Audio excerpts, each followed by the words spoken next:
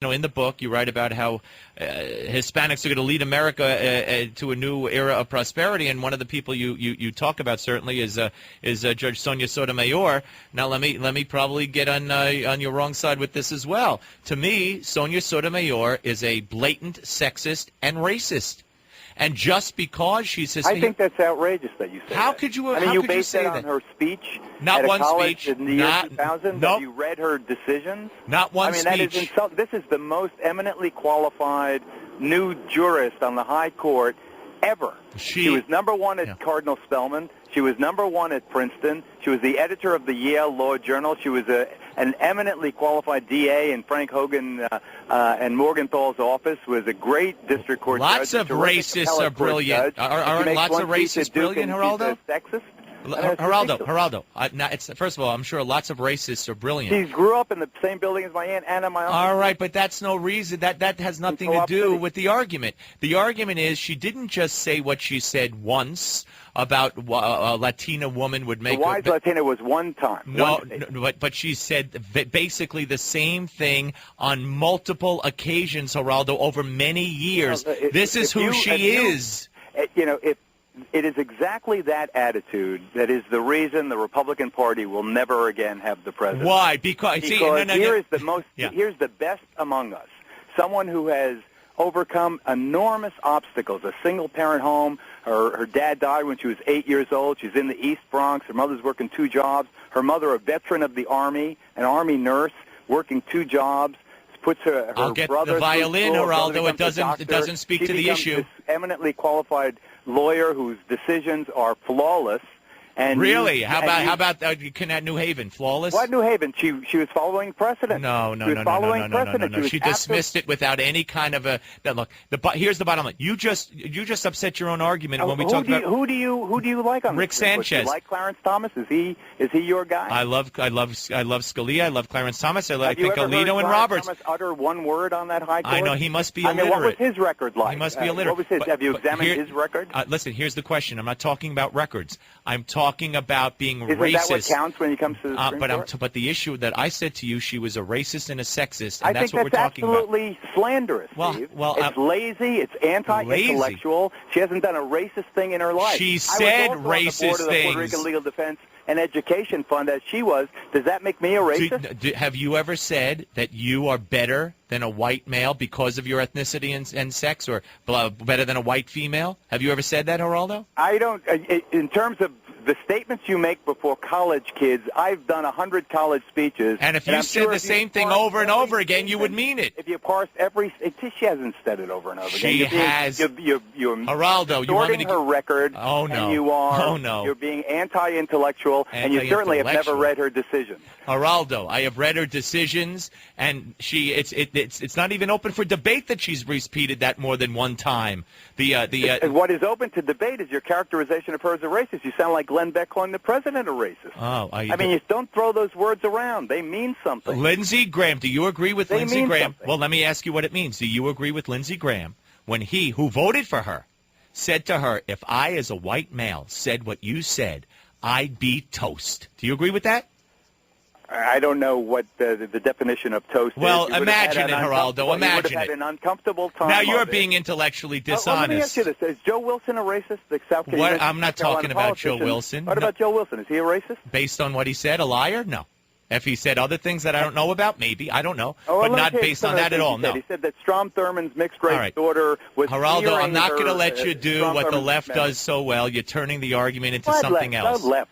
It's not about left. It's not about left. It's about you're an ideologue. And if I had said that I'm better as a white male than a Latina woman because of my race and gender, I'd be out of here in a heartbeat. She, because of the story you told us about, and because she's Hispanic and because she's a woman, said the exact same racist thing. The exact same racist thing, and she got a pass, Geraldo.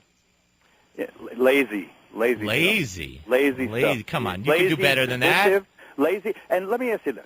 Here you had a situation where it was clear that Sonia Sotomayor was going to be confirmed to the United States Supreme Court. There was no way the Republicans could stop her. The Democrats had the votes. Don't you think at that point, having expressed ad nauseum. They're concerned about that dicta statement to college kids. Don't you think at that point the Republicans should have said, all right, we have expressed our concerns, we have stated it 1,000 different ways, and now in recognition of your achievement and your stellar quest for the American dream, we're going to be gracious and confirm your vote to confirm your nomination to the United States Supreme Court. Don't you think that would have been more appropriate? Some, like Lindsey Graham, did, but others looked at her record and her statements that said you cannot be objective on the bench, that her sex would play a role, her ethnicity would play a role. You don't think that Latinos remember those kinds of things? You see, here's what I just want to close with, Geraldo. And when we talked about Sanchez and thinking that Hispanics are a monolithic, now you're doing it. Oh, please. Now you're doing the Sonia same Sotomayor, thing. unlike you, is eminently qualified to be a member of the Supreme Court. No, you just said of the Hispanics will remember this. Like, there's no Hispanics who because agree with me? You are making a point.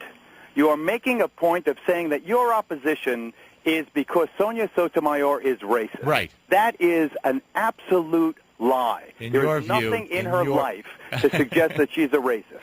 Well, how about saying I'm better because I'm Hispanic than a white man? That's not racist, Geraldo? All right. It's been a pleasure, Steve. All right, boy. Look at you. All right. There he goes. Into the great abyss. Geraldo hangs up.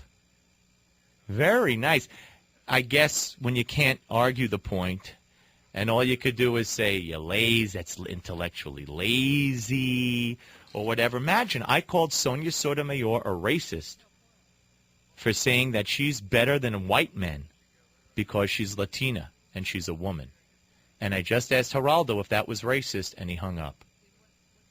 Very disappointed in Geraldo. I thought he could handle himself better than that on the Steve Malzberg Show. Wow. Geraldo hung up on me. Well, I mean, it was a polite hang-up, and it was at the end of, I thought, a pretty good interview. Let's get to the phones and see what you folks think at 1-800-321-8828. Let's go to Bob in PA. Hello, Bob. You're on the Steve Malzberg Show, sir. Hello, Bob. I've heard a verbal thumping like that since the last Reagan-Carter, the first Reagan and last Reagan-Carter debate. Unbelievable. You got to lock that in the vault. Put a link on your website. Unbelievable job. Just shows, why can't our politicians, Republican politicians, articulate the way you can? You are the best radio talk show host out there, and I'm just so happy to be able to listen to you every day. Bob, my pleasure to talk to you, and thank you, sir. Appreciate that very much. Gail is in Westchester. Hello, Gail. You're on the Steve Malzberg Show. Steve, I am honored to be on the phone with you. No, the honor's mine. The pleasure is yours, though. I'm kidding. Go ahead. I am almost in tears because I am a fan of Geraldo. I like him to a certain extent, but by God, I am just so proud of you. You back up what you say with facts. With facts. All he had to say in reply was, "You're lazy. You're lazy." And then he says, "And Hispanics would feel." How does he know how all Hispanics would feel? See, my question to him about Rick Sanchez was, how could Sanchez speak for all Hispanics? Exactly. And he agreed, and then he spoke for all Hispanics. Yes. I know. Pretty wild. He is licking his wounds right now. Well, I appreciate it. Thank you, Gail. I love you. Thank you, Gail. I love you, too. Thank you. Tony in Fort Lee. You're next, sir. Hello.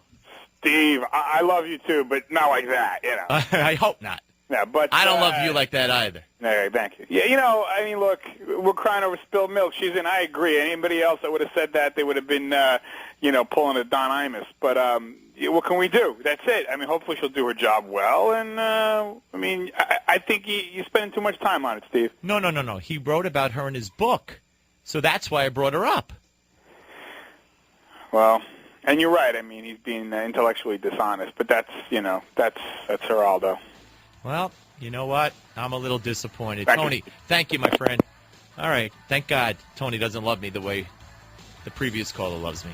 Anyway, although we don't know how she loves me either, to be honest with you. Hey, keep it here. We're going to put that on the website at WORradionet.com. WORradionet.com. If you want to hear it again, it'll be there. What can I tell you? I didn't set out to wipe the floor with Geraldo. I didn't particularly like wiping the floor with Geraldo. But in the end, I wiped the floor with Geraldo.